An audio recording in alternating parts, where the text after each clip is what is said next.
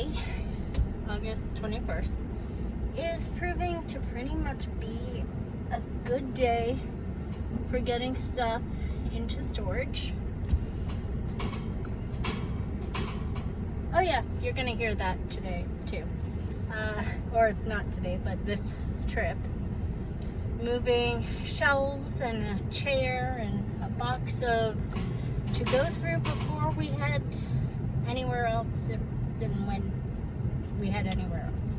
Basically, it's stuff that I don't know what to do with, or should be packed in other boxes. But you know, I think if I entitle this video anything, it's gonna be the joy or lack thereof of moving, because it isn't just moving, it is the whole aspect of uncertainty that is occurring at this time. Yep, you're gonna hear that. It's okay, everything's safe. It's just the shelves rattling left and right. They're taken apart and in a box in the back. You see, there are books that I haven't seen. Knickknacks. You know, knickknacks that are sacred. Religious knickknacks that I haven't seen since May? No. Be after the trip. June. Yeah, since about June of 2019. A lot of books and a lot of knickknacks and a lot of other items, because it was the planning for the move, because we were planning a move going back to June of 2019. We had gotten back from a trip out west, and the idea was really growing at that time. And then just one day it was like, nope, this is what's happening. So yeah, that part of just not having my books, or not having certain pieces of clothing, or just the fact that things are in storage for this long. Now, they have been in a storage unit, so they went into boxes at the house down in Florida, then they went into a storage unit in Florida, then they went into a storage unit in Tennessee, then they went into the apartment in Tennessee, now they're going into a storage unit in Tennessee. I miss my books. You know, the idea was we'd have a house and I'd have a library area. You know, that's kind of why we liked the idea of the one house with the 3 bedrooms, or the other place with the 3 bedrooms, or the idea that when we eventually get property and build out the campground and everything, I'm gonna have a pavilion / room on the end of it that is a library, and I'll get to have all my stuff out, and I'm grateful. But some boxes did get unpacked over the past year, some with books and various other things, and so now it's been, for the last month and a half, 2 months, packing again. And then there was the idea that, hey, we didn't want to have any more, or at least decrease the number of cardboard boxes. And after we had flooding in the apartment, the washer, the hose came undone, I guess, and so it flooded a portion of the apartment, had mold, everything. Of course, the people at the apartment complex said, oh yeah, that mold can't make you feel sick. Well, when you're already dealing with long COVID and you're already dealing with other autoimmune issues, you'd be surprised how little something can be and make you just feel worse. Suffice to say, though, moving sucks. No. Yeah, end video. Moving sucks. Now just enjoy the drive I'm on.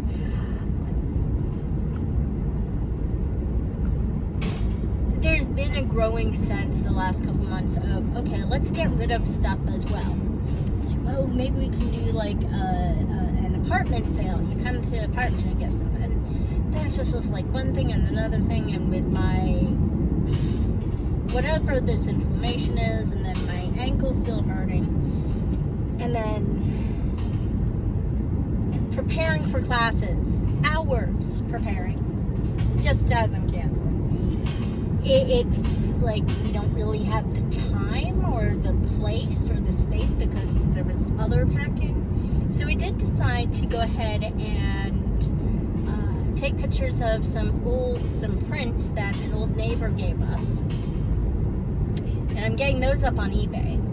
And then I have like this huge pile of stool that is for garage sale or donation or something. It needs to be gone through a little more carefully to decide which of those things it's for and then how to do that. Some stuff can be eBay, some stuff I probably need to get onto the local Nextdoor page and be like, hey, I have these things. Would anyone like to give us a few dollars for them? Help us out here. Because moving and real estate and everything also leads to unique experiences. So we came up here. We thought we'd get a house first. I was open to property, but we weren't seeing much in the way of property, and well, we wanted a house. And then it was like, okay, so the house thing doesn't seem to be working out because real estate market is going crazy. Prices are easily 20 to 50,000 higher now than they were a year ago. Back in, I'd say, because as soon as we got the apartment, we were like, okay, let's take a couple months off from our search, just to wind down and recover from COVID. So by the end of last year is when the real estate market started just going nuts. But we're still looking. Then we started looking for property. Found one property we loved. Oh my God, I love that property. I felt connected. There's been two places that I have felt connected to that I could see it, I could feel it, I could, look around and see what would be happening that fell through. And once that property fell through, and we were just like, what are we doing here?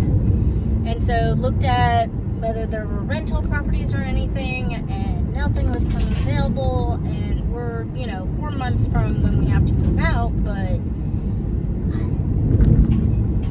it was very tiring. Moving is tiring. Looking for property is tiring.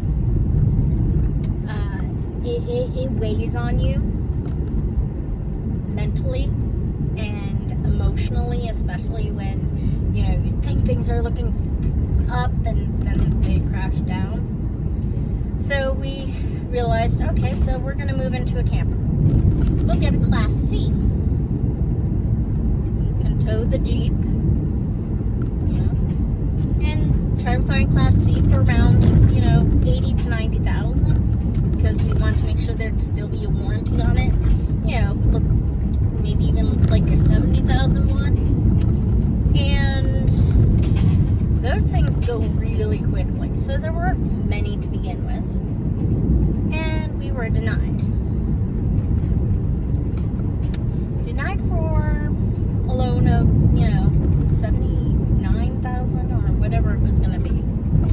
Plus we realized in purchasing a camper, we were going to be using up the money we had saved from selling the house in Florida that we had as a down payment. So then we got to a point where we're like, okay, so we're not going to be approved for a Class C. What are we going to do? We did not want to stay at the apartment, and we had already passed the date of renewal, meaning if we agreed to stay at the apartment, then our rent would be a couple hundred more, I think. I think it was like almost 200 more per month, which it would have been, 1,400, not including the fact that they started charging for water, which they hadn't initially. And there were just other things. It just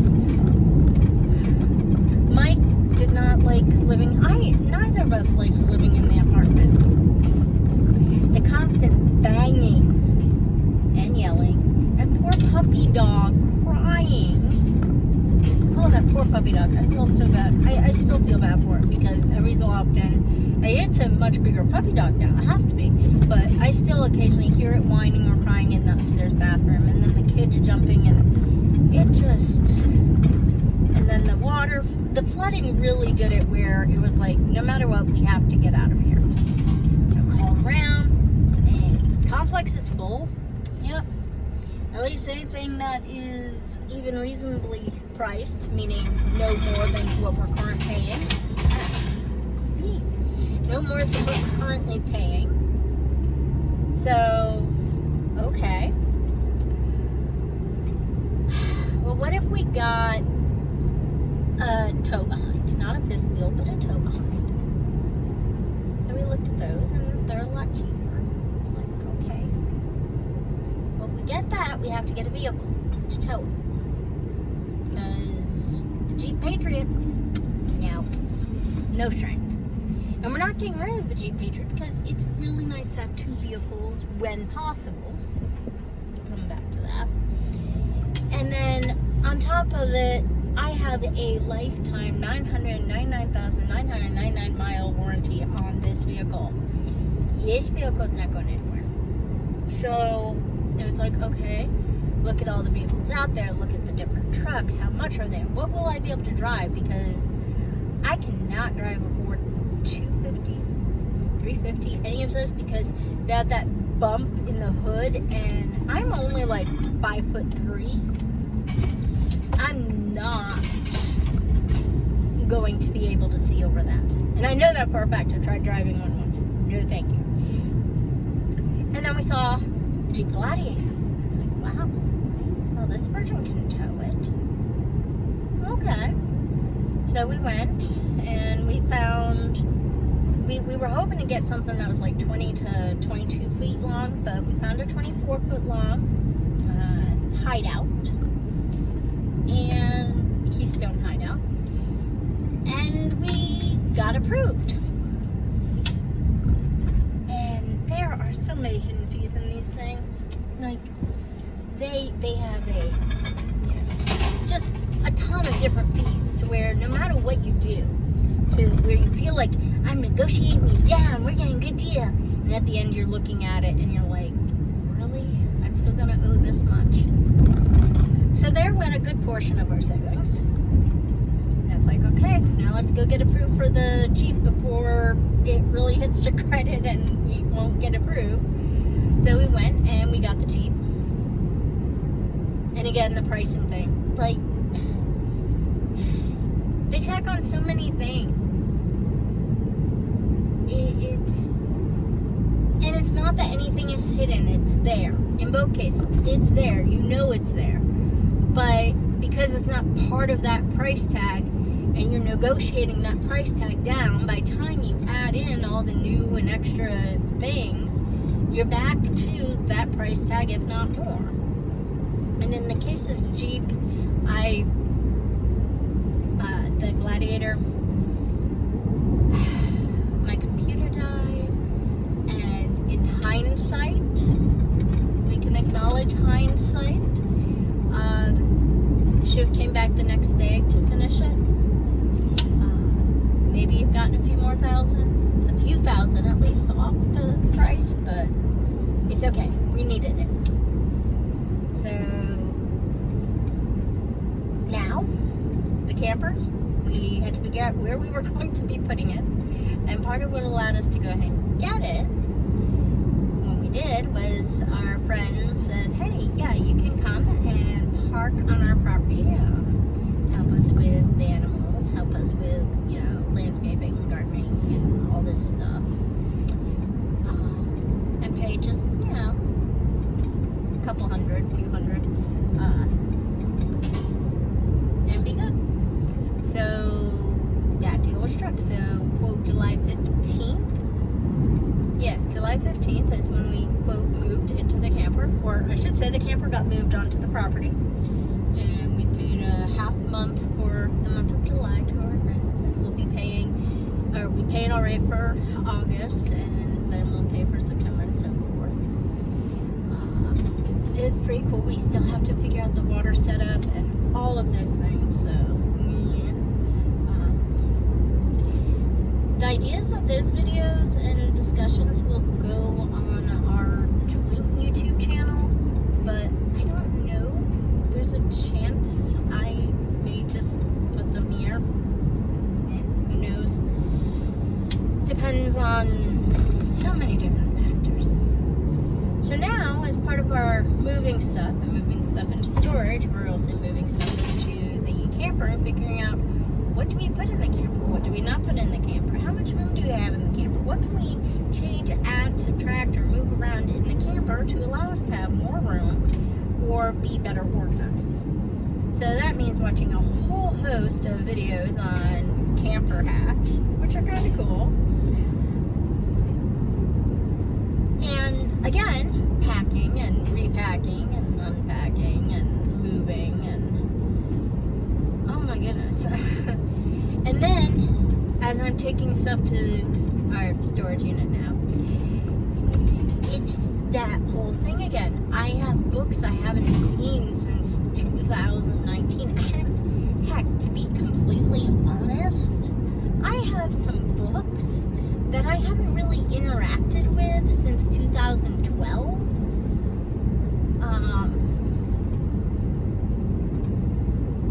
Trying to think if it goes back further than that. I know I have papers that I haven't dealt with since like 2010. Well, really 2009 when I graduated. It's like, why are you keeping those papers? I don't even know where those papers are. Probably know they're not in bins and boxes that we have up here in storage. They're still at my brother-in-law's, or maybe I did throw them out. It's like I'm so confused. I like that word, confused. At times about where something may or may not be. And I want to go through stuff. I want to be more organized. And so, in a way, moving into the camper is nice because it's going to allow that what do we need idea. And then there's, well, where are we headed? Well, in a camper you can move around pretty easily, which is kind of cool. Neither of us have backed it out or backed it in or driven anywhere with it yet because it was delivered to us. Oh, that's gonna be fun. I'm mildly nervous. It'll be okay. But sorry, just the thoughts of all the driving. We have the ability to be in different locations or places.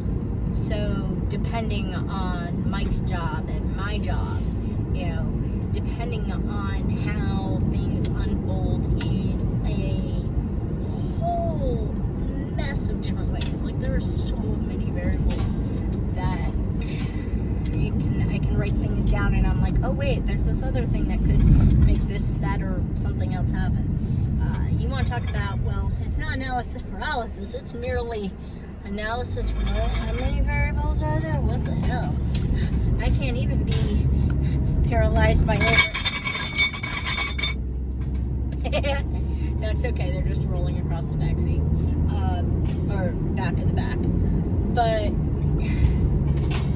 that's how I feel sometimes, just rolling and clanging with everything else going on. We have the ability to, you know, spend a month or 2 months or travel or do different things because of this camper. And when we find the property that we like, it makes it easier to get that property. So that we can build the campground, we can build the music area. Mike can have his music and, you know, have jam nights, and we can do music events. And he'll have his studio set up for recording, and I'll have a pavilion with a library and an area for meditation and doing retreats, and just that is where we want to go. That's where we want to be, is to have 5 to 10 acres with a creek. I need my creek. I need my creek for multiple reasons here. Yeah, I need my creek.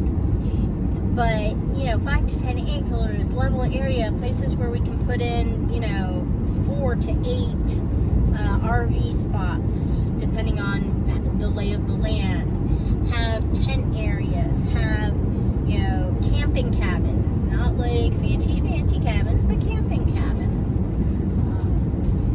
Have the pavilion that is, I call it a pavilion, but think like a pavilion where half the pavilion, or maybe 3/4 or 2/3 or 1/2 or a quarter, depending on which one we're talking about, is an enclosed area. So you have like an enclosed library, but then you have the outdoor porch to just sit and relax, and it's covered. You have the studio, but then you have the outdoor play area for jamming, and then you have another one that's more like concert type, not big concert, but small concert area. The food one. You just have these different buildings, and be able to retire that way. I mean, I can teach there at the place. I can still teach online from there. I can see, the library area having a sitting thing for, 6 to 12 students at a time, or 6 to 12 clients, or whatever you want to call them. They can come in, they can learn music stuff if there's music things going on. I can teach about world religions. We can have discussions. We can, talk about healing practices and modalities. And while I'm not a massage therapist anymore, I can bring in massage therapists. I can bring in these different people. I can do numerology readings in person. And that's where we're headed. But we just used all of our savings and we owe, right now our current bills are going to be about $100 more than we were paying in the apartment. But we also have that knowledge of knowing, hey, we have a Jeep Gladiator now. We have something to tow our camper. We have a camper, and at the end of 1 year, rather than paying let's see here, 12, 13, 14, rather than paying about $15,000 to an apartment complex that we don't get to, you don't really see anything other than the fact that you've had a roof over your head. In this sense, because we have the camper, will be $14,000 paid off of the camper and the Jeep.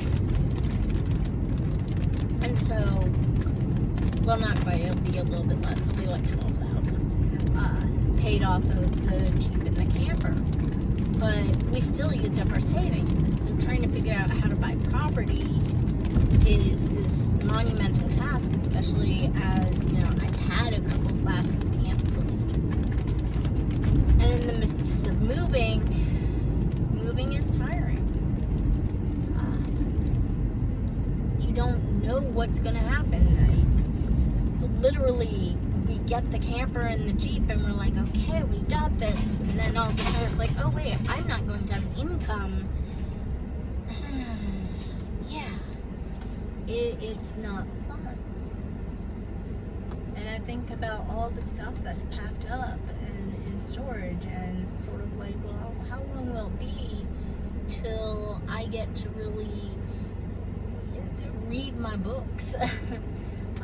How long till we get to just unpack and actually be in a place that we're going to be in for the rest of our lives, or, a very, very long time?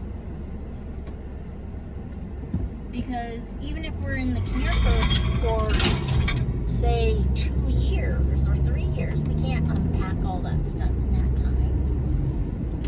I'm sure the camper's going to be at least a year,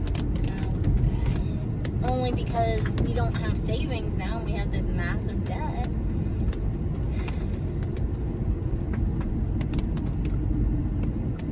And every so often, there's those moments where it's like, coulda, woulda, shoulda. Like, if we had done this or that thing differently, what would it be like? But you can't get stuck in that mind frame. Not for any length of time, because it is depressing. And the fact is, you still don't know, because, you know, I can say, you know, had the first property we looked at worked out, oh, we'd be good. We'd be good. We'd be eating apples. We'd be good. If the place that we were supposed to get August 10th of last year worked out, I don't know. I can see where that would be so nice, and we'd be settled, and he'd have a studio and jam area. But then I can also look at it and be like, oh, and we'd have plumbing issues and this issue and that issue. You know, it's like the first place, I don't see where it would have been negative. The August, losing that, okay. And then with the property, I don't know. You don't get stuck thinking about what ifs. Because they don't always, you can't know for sure. Because just like you didn't know exactly how things are going to unfold during whatever moving process you're in or have been in, you never know. I tend to think things work out for the good, even if we don't feel it. And with moving, it is tiresome, and I'm not sure there are many people who enjoy moving. I don't even think people whose jobs it is to move people necessarily enjoy moving.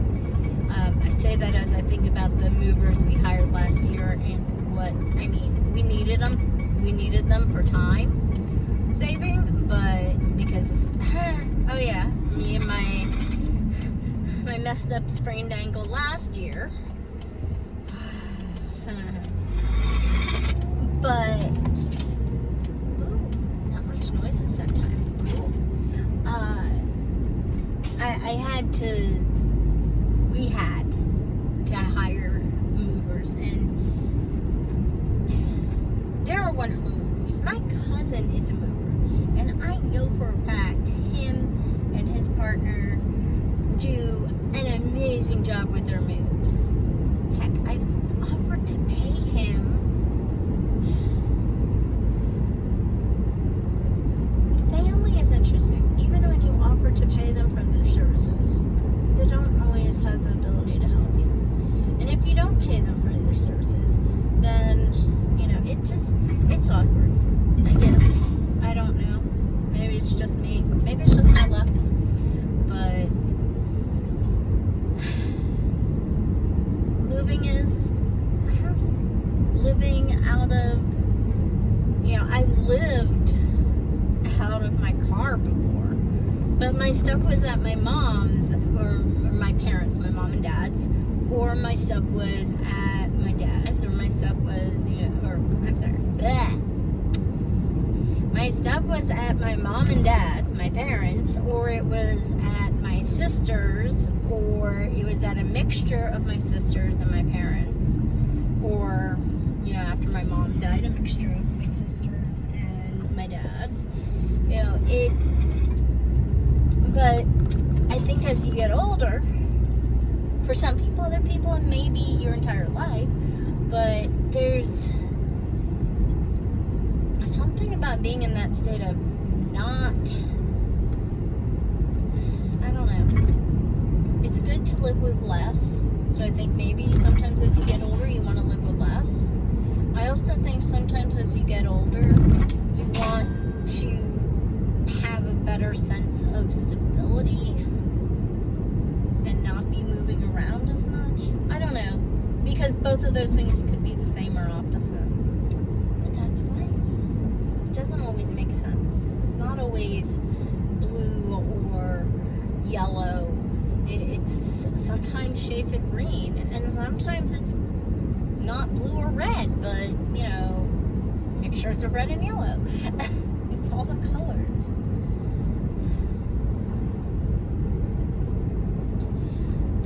now. Dropping stuff off storage and then loading up again, either for storage or to the camper. We shall see. But for the last couple minutes of this drive, I'm just going to let you